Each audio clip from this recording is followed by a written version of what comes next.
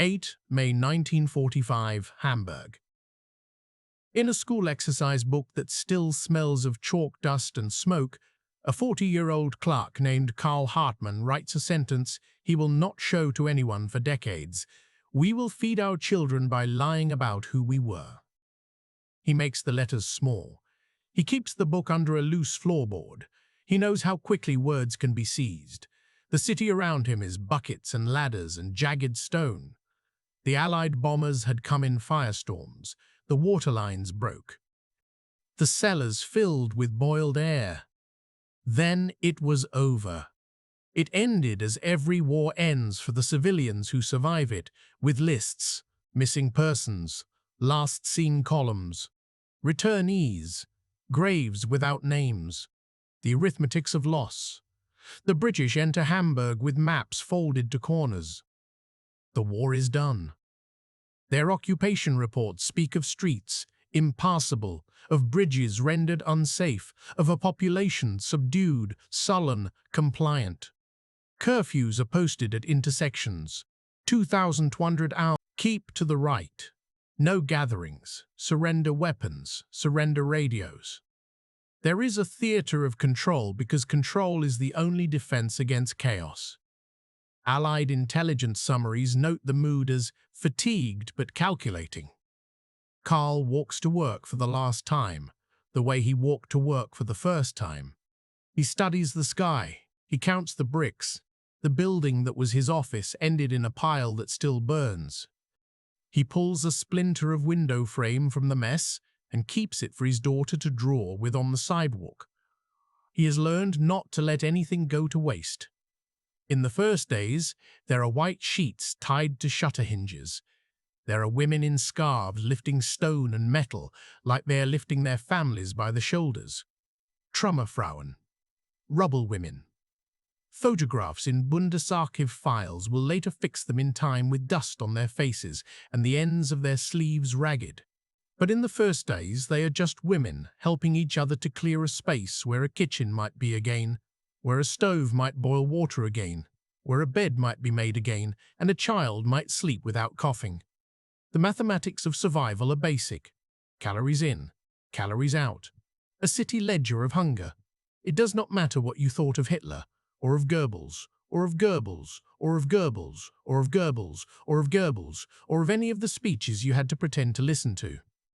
It matters whether there is grease for the pan and coal for the stove, and a socket that still carries current. He writes in his notebook, "Bread is not a metaphor." Allied soldiers search cellars. They look for rifles, for pistols, for uniform pieces hidden under blankets. They look for documents. The British bring with them a special unit, men in rough wool and leather boots who move with purpose toward laboratories, toward docks, toward any place where the enemy's science might be stored.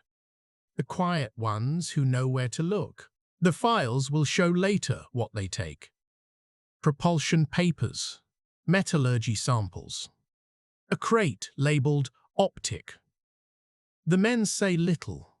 They hold lists too. They are part of the quick division of the enemy's brain. A British memorandum in the Control Commission records puts it plainly. Technological priority targets to be secured immediately to prevent enemy resurgence and to deny sane to rival powers. The new war is already being mapped. Karl watches the trucks pass with faces at their tailgates. The men at the back are silent. They do not wave. He understands from the cut of their jackets that they are not infantry. He is not a scientist. He is a clerk. He counts. He sorts. He keeps forms in order and tells people to wait. After the war, he becomes more necessary than ever. Paperwork will be the architecture of the new order because the new order must be fair in appearance, even if not fair in practice. The mathematics of rationing become the mathematics of legitimacy. In the first weeks, before the ration cards are printed with the coarsely inked names of categories and allocations, there is only the pantry and visions of what might be hidden under a neighbor's floorboard. There is the scrape of a pot that is too clean. In the city report of 27 May 1945, An Allied liaison officer writes, "Black market activity observed near Altona Station. The price of a loaf is set by hunger and cigarettes. Cigarettes are currency, American ones especially. Lucky strikes glow in the dark like small red differences. The arithmetic of this new economy is simple for those who can get the packages from GIs and incomprehensible for those who cannot." He goes to the ruins of his own building, picks through for anything that can be used. The fog of stone dust makes it hard to breathe. He smells damp plaster and the ghost of the last fire. He takes a metal drawer pull for a repair at home and a half-melted bottle for the way it catches the light on the windowsill. He learns the mathematics of scrap. He writes, "We take from the dead because the dead do not come back for it." The British zone of occupation posts signs in German and English. Civil affairs teams set up offices in buildings without walls. A table is enough. A chair is a luxury. Gus, the American military government, does the same in their zones with a different seal and the same intent. The Soviets do it with different slogans and the same hunger. A woman across the street from Karl Erika becomes a Trümmerfrau because her husband is missing, and not missing means he does not return. She starts with a scarf in her hands. She writes on a postcard to a cousin that she longs for soap, as if it were music. She joins a chain of women and men passing bricks hand to hand until their backs ache. She says to a British photographer who does not speak her language, "Leave the pictures, stay to help. The first weeks have a ritual." At the appointed hours, those who have registered and those who believe that registration should not be necessary queue for rations. The cuts on paper were devised at tables far from rubble. The cut of a loaf makes a sound like ripping cardboard. The office of rationing is the office where Karl will later work. For now, he stands with everyone else and keeps his head down when the British corporal walks by and points to the end of the line. He sees a woman with a child in a cart who tips the child's scarf to show the face to the officer and to the women who have begun to whisper that she took 2 loaves when she only has 1 ration card. The arithmetic of the crowd is unforgiving. Occupation reports in August 1945 note the general compliance in northern cities. They note the fear. A British intelligence summary observes that there is scant open defiance, but a marked tendency to evasion and to cooperative acquiescence. Evasion becomes a form of living. Night falls early in the summer of defeat because the lights do not function. Curfew. To violate curfew is to risk interrogation. Interrogation is a word with recent history. The occupation police want to know who you were, what you did, who your neighbors were, what position you held between 1933 and 1945. In the early days, everyone says as little as possible. No one knows what the real boundary is between guilt and what the British police call merely living. The British bring interpreters. They understand enough German to read the fear in the faces of men who remember other interrogations in the same chairs.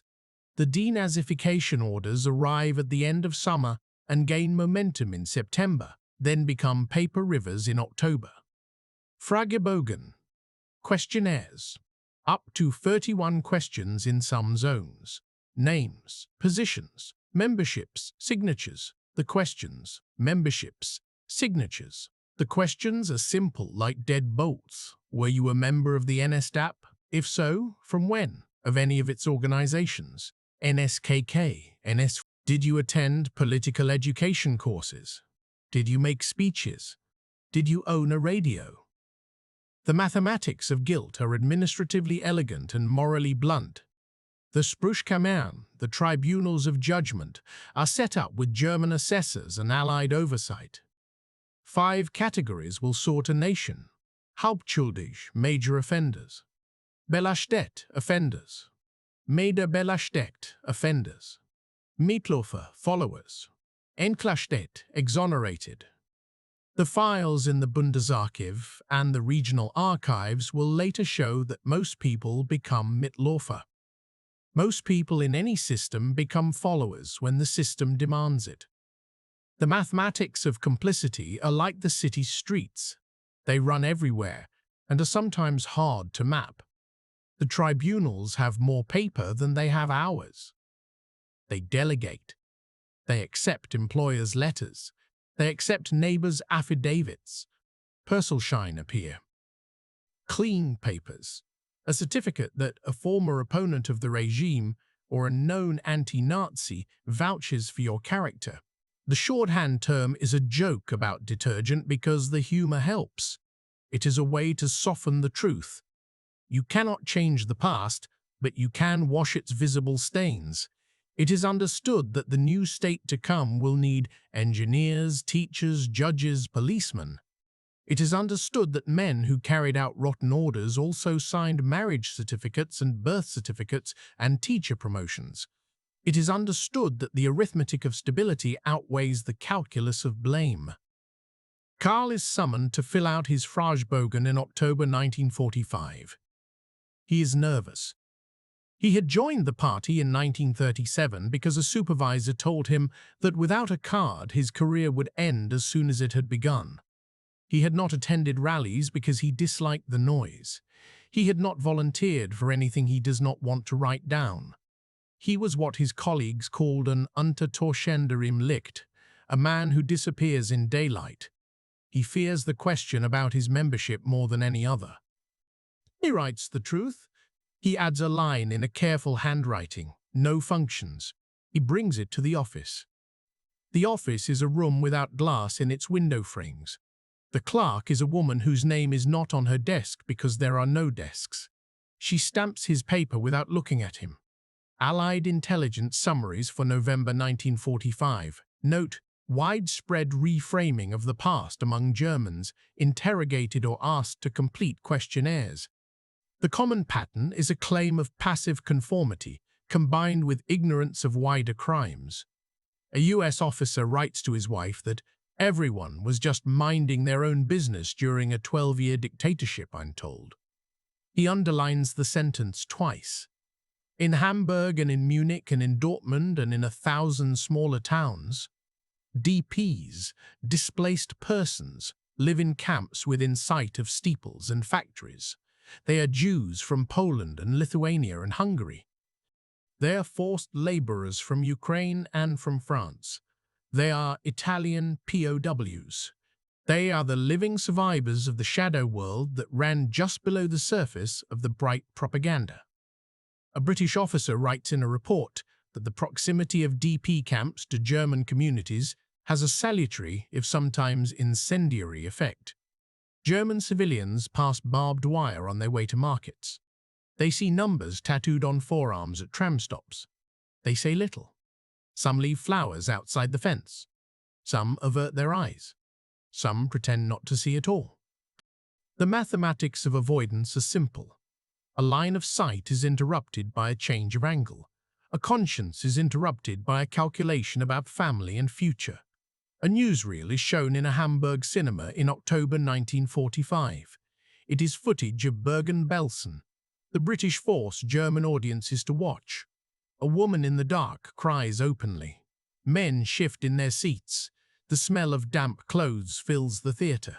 Allied occupation reports remark on the reactions. Some viewers shout that the film is propaganda. Some say nothing and do not return for the next week's rations. They are struck silent. Others watch and will not be the same. The footage punctures narratives that had sustained them through the bombings. It presents a ledger of crimes in a sequence of images that cannot be bargained with. But then it is payday. Then the ration office is open. Then the stove needs coal. The mathematics of daily life take precedence again. Winter 1945 to 1946 is hard. The winter afterward is worse. The hunger winter of 1946 to 1947 enters the national memory like a bruise. Allied statistics measure calories per day per person in the British and American zones. The targets are not met. It is a mathematics of loss that seems as cold as the roads. The Office of Military Government notes that urban consumers fall below subsistence. Coal is short. Those left in the east need it too. Rail lines are broken. People pushing handcarts in the snow wear 2 pairs of socks and still cannot feel their toes. Children get water in their lungs and cough until their lips turn blue. Coal thieves climb onto slow-moving trains in the night and toss briquettes down to friends running in the ditches. The police call it theft.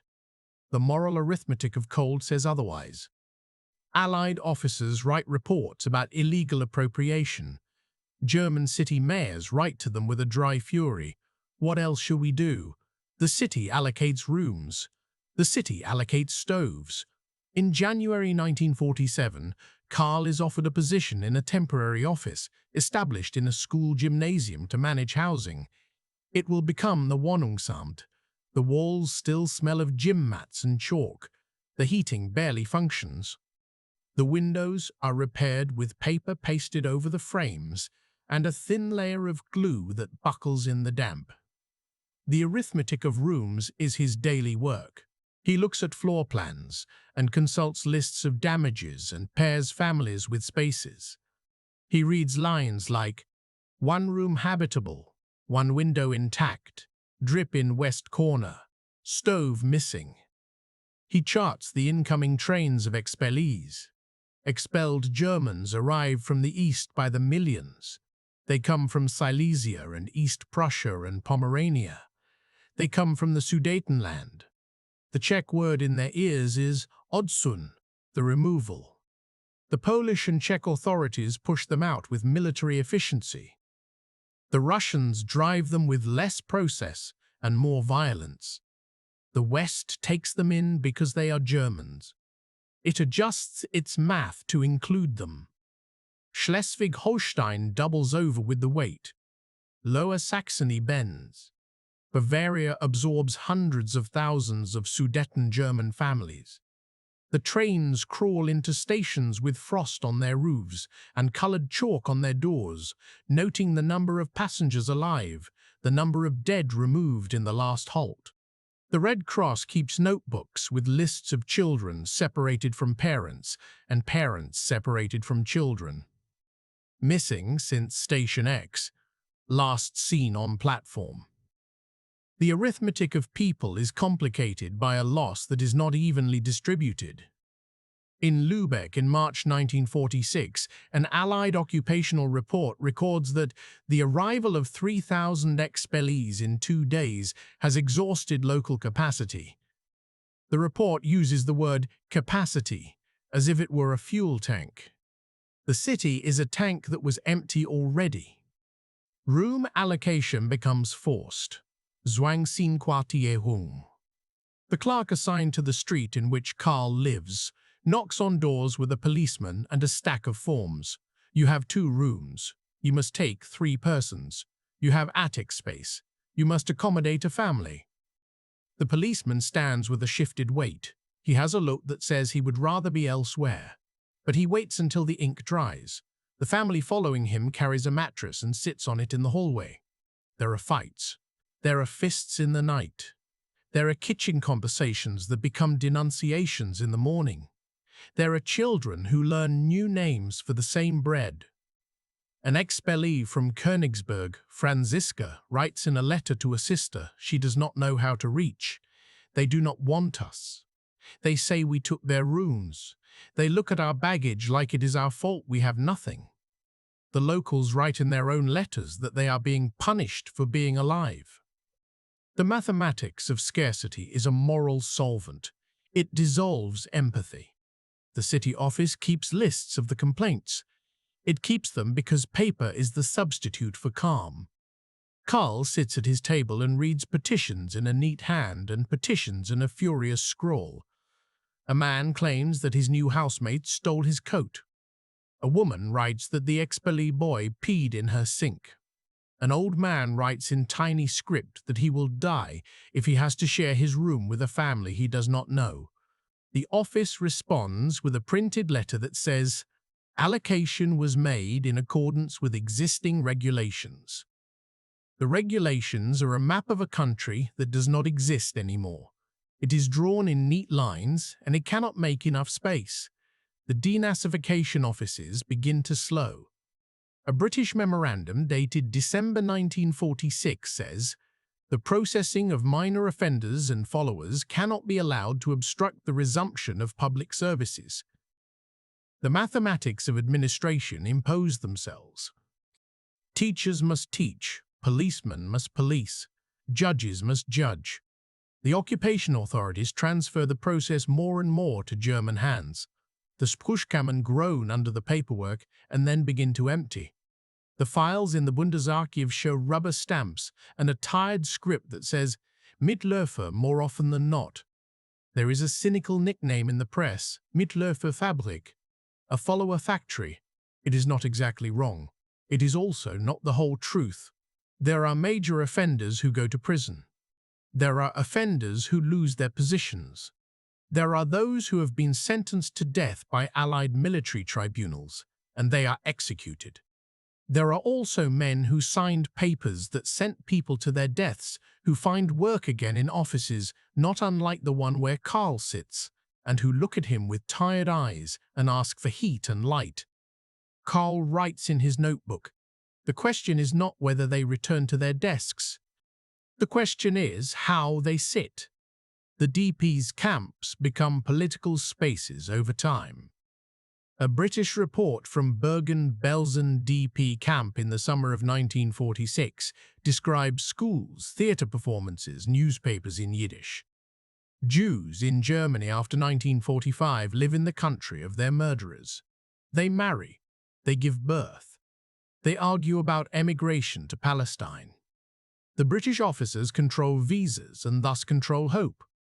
The Germans outside the wire read in newspapers about the camps but do not often enter them. Some Germans bring cakes to the fence and leave them. Some throw stones at the barracks' roofs. Most stay away because the arithmetic of conscience is better when it is not done at arm's length.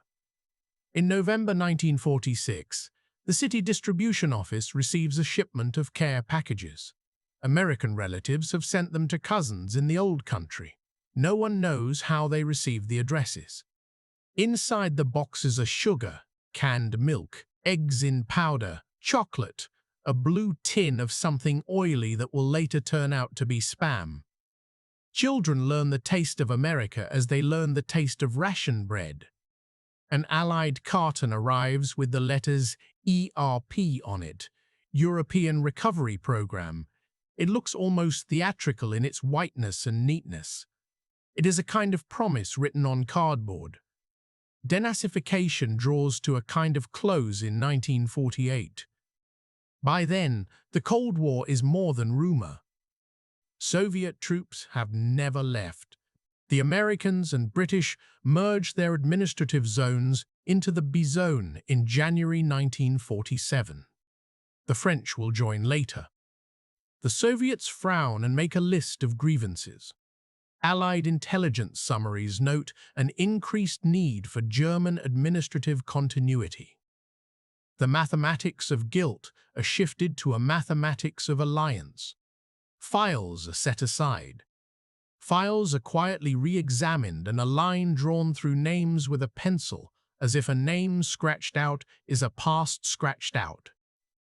An American political advisor writes, "If we do not make a partner, we will make an enemy." The blunt logic of that sentence will change the lives of men who had learned to live by evasion. June 20, 1948. Currency reform. The Deutschmark is introduced. Karl remembers the line outside the distribution office like it is a reopened wound. People clutch their old Reichsmarks as if the paper were not already dead. They receive new notes with the portrait of a woman's head in profile, who seems to look to the future. The monetary arithmetic resets the black market in a single day. Cigarettes begin to lose their primacy as currency. Prices begin to be prices again and not categories of desperation. The economist's logic says that scarcity must be acknowledged to be overcome. The moral logic remains more elaborate. Those who had goods to hoard have more to sell. Those who had nothing to hide have more to sell. Those who had nothing to hide have nothing to buy. Allied reports mark immediate improvement in morale. Photographs show faces that look surprised and then guarded and then relieved. The first days feel light. Then the arithmetic of hunger returns for some. The Berlin blockade begins in late June 1948. It is a signal. The city will be starved if it cannot be bombed. The airlift becomes a daily movement of packages in the sky that children learn to count like they counted bombs. Hamburg is far, but the air seems to vibrate with planes heading east. The blockade ends in May 1949. In that same month, the Basic Law is promulgated in Bonn. The Federal Republic of Germany is announced. It is an odd feeling to stand in a room in Hamburg and know that the capital is now in a town of government buildings that were once a university town and then not that anymore. The GDR is announced in October 1949. The division is no longer a line on an Allied map. It is now the width of a knight's train and a guard post. Karl works his lists. He becomes part of the new state not as a believer, but as a believer in lists. He believes that it is better to be counted than not to be counted. He believes that a ration card is better than a handshake. He believes that a signature is better than a shout. The Wohnungsamt gains a real office. It has a front desk and a waiting area with 3 chairs, only one of which does not wobble. The chairs will become a symbol to him of the new order. Stable enough to sit on. Still obviously improvised. It will take years before the entire office is not held together by string. He sees the first signs of the Wirtschaftswunder without knowing that word yet. He notes in a 1950 report that the rate of repair of housing stock has increased. He notes that there are more applications for permits to build than there are bricks to supply. He signs a paper that authorizes a new development on the city outskirts on a field that still has shrapnel in it. He reads a file that tells him that a man who once wore a brown uniform now has a company making biscuits, and that he seeks a credit line from a bank whose chairman once wore a pin in his lapel. He stamps the paper. He knows that biscuits will be useful. He knows that pins have been taken off and slips put into drawers. He knows that the mathematics of stability require biscuits more than outrage. American lorries bring Marshall Plan goods, metal machine parts in straw, oils in drums, plastics that smell like the future. A civil servant writes an occupation report with a subheading, Material Assistance delivered in the month of April. It lists numbers and weights and calories and meters of textile. The plan has a safer name in German, the European Recovery Program. It is less like a gift, more like a strategy. Karl watches cranes unload crates from ships that still carry the blackness of their wartime paint. He watches men using those crates to rebuild a city that once burned in his lungs. He watches women in dresses made from parachute silk walk streets where they once knelt to pass bricks. The arithmetic of hope adjusts its variables. He is not a politician, but he knows how to listen. He hears in the waiting room the new vocabulary. Article 31. Adenauer's government passes a law in 1951 that regulates the re-employment of former civil servants who lost their positions because of denazification. There's a number in its name because numbers are less aggressive than intentions. It helps men who must now feed their own children by lying less. It harms the calculus of justice. It is understood to have been necessary. It is understood to have been cynical. These are not contradictions in a damaged country. They are the grammar of the possible. In 1952, the Equalization of Burdens Law passes, the Lastenausgleich. a tax on wealth to compensate those who lost everything. It is a piece of sophisticated moral arithmetic. If justice cannot be done in memory, it will be done in installments to bank accounts. A man whose house survived pays money to a woman who came from Königsberg with nothing. It does not remove the resentments, it dulls them. Karl writes in a memo that the program is complicated and often resented, but effective. School books are new. Children study from pages that have been reprinted with thick paper. The poems are different. The maps show borders in heavy black lines. The sections on the Third Reich are thin. They are called National Socialist periods. They describe changes in government as if describing weather. They emphasize Allied bombings. They emphasize German suffering. In later oral histories, now held in the Institut für Zeitgeschichte, teachers recall that they were not sure what to say about Jews murdered by their own countrymen. The word Holocaust is not yet widely used. A boy in Karl's daughter's class asks if the Jews who were killed will get a day to be mourned. The teacher answers, "We mourn all the dead." The arithmetic of memory reduces to addition. Karl reads his daughter's schoolbook. A chapter on the years 1933–1945 is shorter than the chapter on the 30 Years' War. He puts the book down. He goes to his desk. He writes in his notebook, "We are teaching caution." He knows why. He understands that the teachers do not know yet how to balance griefs. He understands that a people that bombed Coventry and Rotterdam and Warsaw and Leningrad and that murdered millions is not capable of telling the story of that time in a single generation without lies to themselves. He wonders whether that means the truth will wait. He suspects that it will. The Cold War is a climate now. The British T-Force men return in other guises. The files show that they came early and took what they knew to take. A German engineer with a mind like a solved equation remembers being taken to a house on the outskirts of the city by a British captain who spoke to him in perfect German and asked him about turbines and metals without ever raising his voice. The British captain offered cigarettes and safety in a different past. The engineer chose the cigarettes. In another zone, Americans take rocket men to White Sands, New Mexico.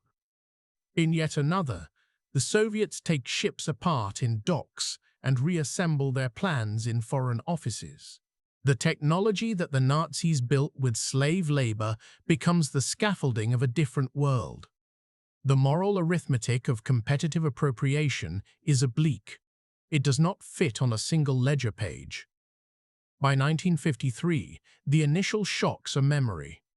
The city has new shops with glass windows that reflect the faces of people who look more like their pre-war parents than their wartime selves. Women buy stockings without a ration card. Men buy coffee that does not taste like burnt chicory. Children buy candy that tastes like powder and sugar in equal measure. Karl's office deals less with emergency housing and more with building permits. The men who move steel are younger than the war and carry cigarettes like pencils behind their ears. On 17 June 1953, workers in East Berlin and in other East German cities strike. They take to the streets. The Soviet tanks move. The West watches. There is a line in the world like a pencil mark on a map that is in reality a fence and then a wall. In September 1955, the Chancellor travels to Moscow to secure the release of the last German POWs in Soviet hands. They come home to women who have aged and to children who have grown and who call them uncle more easily than father. They knock on doors. They find rooms that were not empty and must be emptied. The arithmetic of return is often cruel. The Bundesarchiv holds letters from wives who did not remarry because they did not know whether they were widows. It holds letters from men who ask the state to instruct their wives to accept them back. The state writes the only letter it can. This is not a matter for us. In statues and memorials, the city begins to erect public memories. War memorials from 1914-1918 are updated by adding the dates 1939-1945. The lists of names are longer. Often there is an inscription that speaks of sacrifice without saying for what cause. A few plaques appear in places where Jews were gathered and taken. They are simple. They do not attract crowds. The biggest public commemorations are for the expellees. Wir fordern Recht und Heimat. We demand rights and homeland. They come with banners and a grief that is not to be mocked. The politics of their grief are urgent. It is real. It is also one part of a larger arithmetic that has yet to be completed. In the 1950s, completion is not yet possible. A state needs wallpaper. Adenauer governs with a steady hand and a fixed jaw. Parliament passes laws that make unions legal and also make mounting protests unlikely. The judiciary, in part staffed by men who once wore black robes at the bidding of a different law, now wears black robes at the bidding of the Basic Law. The Basic Law has a dignity that the old Constitution lacked. It has a Bill of Rights. It has a sense of itself as a lesson. The new democracy is built with materials that have histories. The moral arithmetic of this is brutal and functional. Carl's daughter, Margot, carries a school satchel to newly painted classrooms. He watches her walk from his front window. He watches the street. The street he watches is a different place now. The woman who used to sell her hairpins for bread sells hairpins again. The man who used to hide a party badge in his pocket now hides an SPD membership card, because it is safer to be seen as a Democrat than as a man who is only nothing. He watches himself watching them. In 1957, a new development opens near the edge of town, presented with a silver spade to a mayor who once wore another mayor's sash. There is a band. There are flags with black, red, gold. There are speeches about a future that grows like wheat. Carl sits in the second row because he has signed many of the papers that made the development possible. He claps at the designated times. He thinks of the paperwork that turned a field into a neighborhood, the averted eyes, the muttered accusations, the lines outside the office, the arithmetic that he and his colleagues learned to do without the numbers ever balancing perfectly. The denazification files begin to gather dust. They will not be opened again widely until the children of Carl's generation become old enough to ask what happened to their grandparents. A few trials occur. The Einsatzgruppen trial in 1958. The Frankfurt Auschwitz trials begin in 1963. Those are ahead. For now, the 1950s are orderly. The wonder of the economy is real. The jobs are real. The radios are real and play music that insists on a newness. The guilt is real, and its management is the daily work of a people. The mathematics of memory is long. It does not yield to quick sums. In the office, a file crosses Carl's desk thoroughly stamped. It concerns a man who was a section chief in a police office in 1942. He has applied for a position in the city administration. His Sprüchkammer decision in 1948 classified him as Mitläufer. He presents Persilschein from 2 neighbors and a teacher. He presents a letter from a former resistance member who claims that the man saved his life by misfiling his case. The letter is written in a hand that speaks of conviction. The file includes an Allied intelligence summary from 1946, with notes in blue pencil questioning the man's explanations. The new regulations allow the man's employment. The office hires him. The arithmetic of the decision is clear. The consequences are not.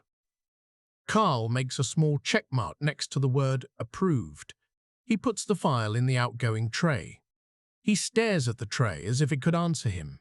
He writes that night, "We have decided to rebuild the city with both brick and omission."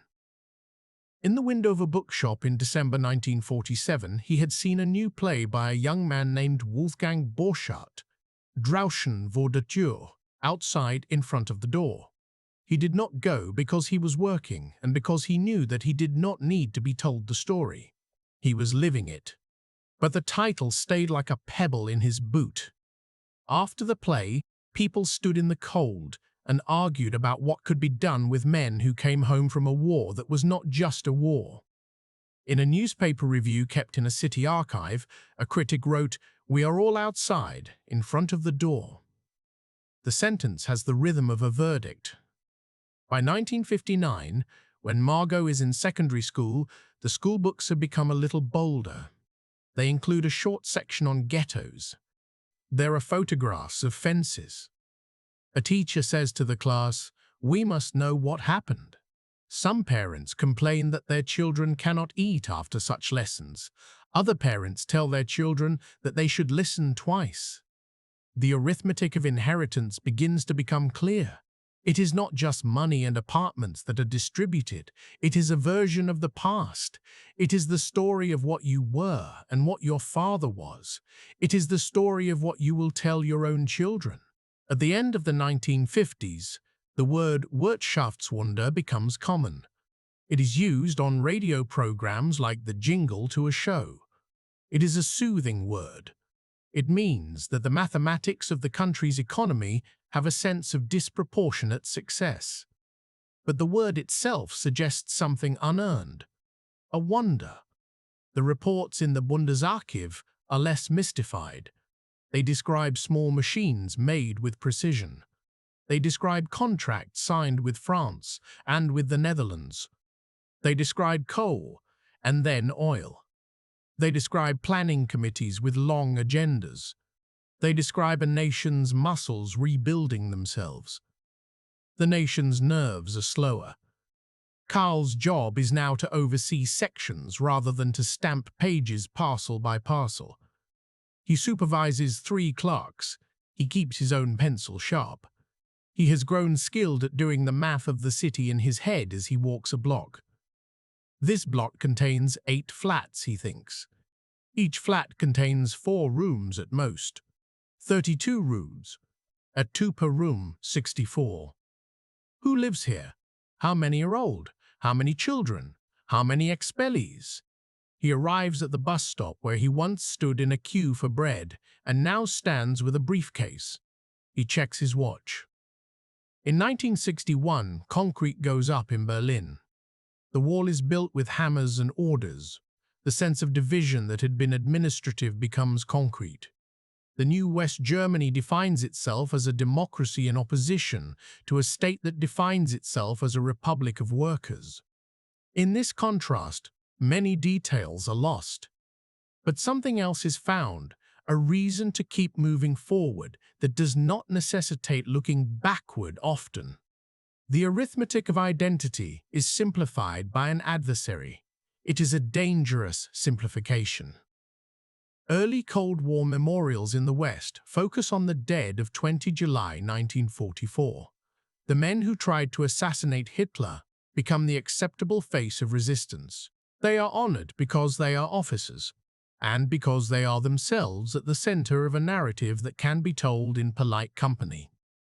A phrase appears in speeches, "the other Germany." It is useful. It is also partial. Karl attends a ceremony. He listens, he claps, he understands the necessity. In the 1960s, younger Germans begin to ask their parents what they did. They ask not in whispers but loudly. The next generation, to whom the notebooks will be offered, demands an accounting. The arithmetic of guilt becomes algebra.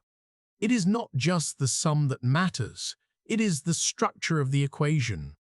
What variables were introduced when? How did motives and incentives combine? Karl hears angry voices on the radio. He hears polite voices ask impolite questions. He hears silence in his house.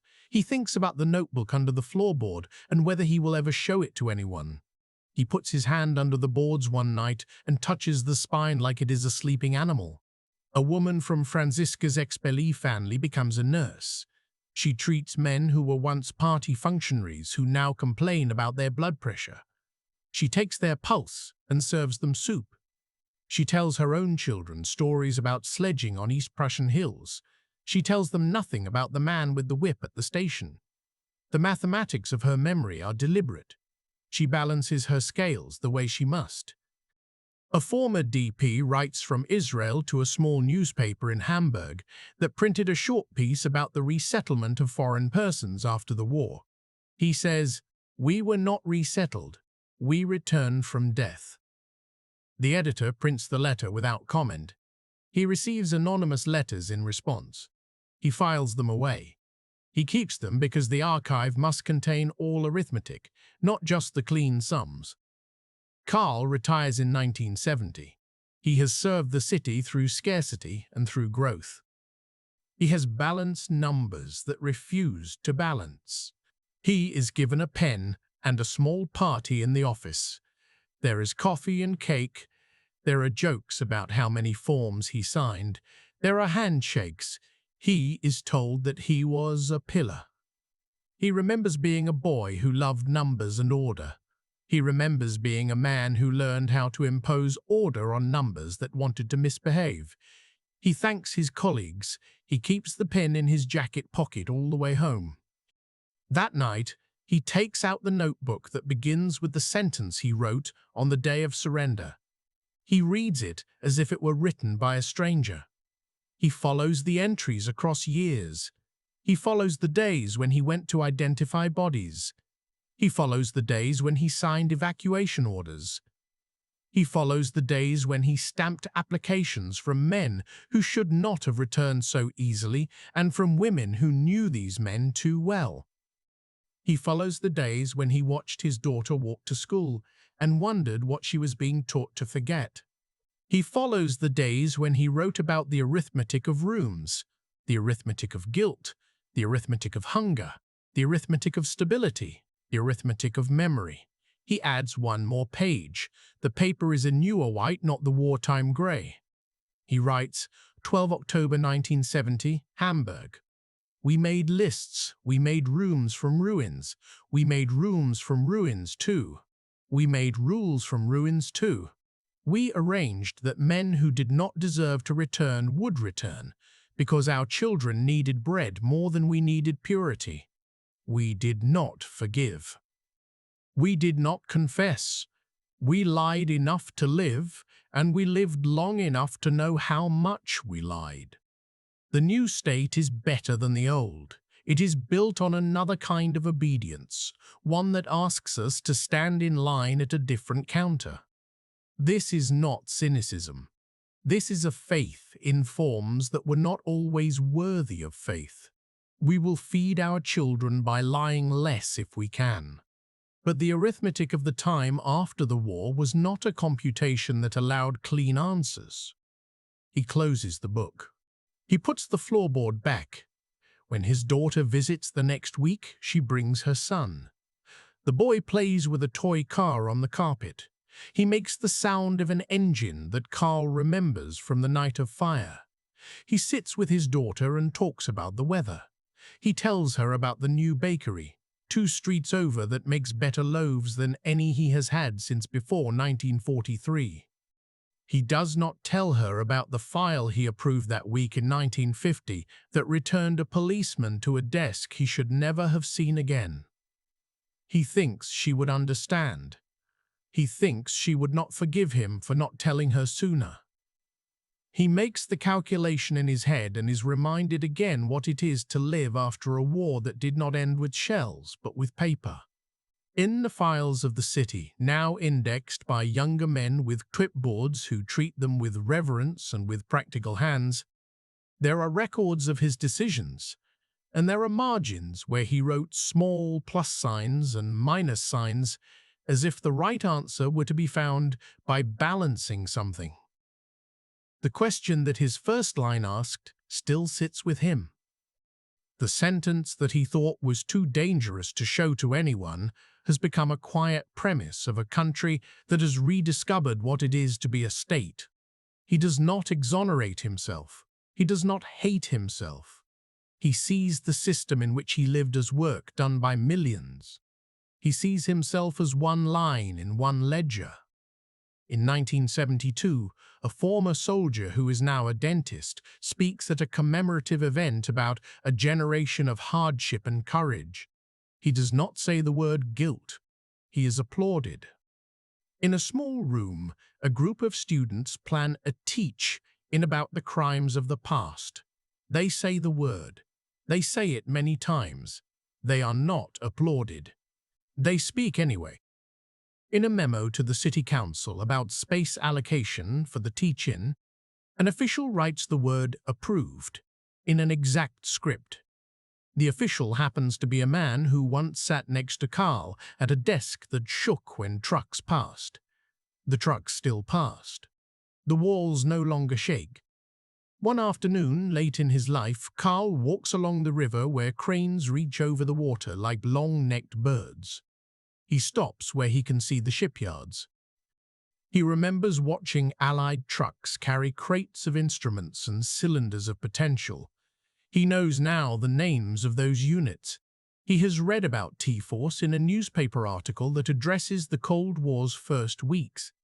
He recognizes in the description a different arithmetic, a mathematics of power that counted minds the way his office counted rooms.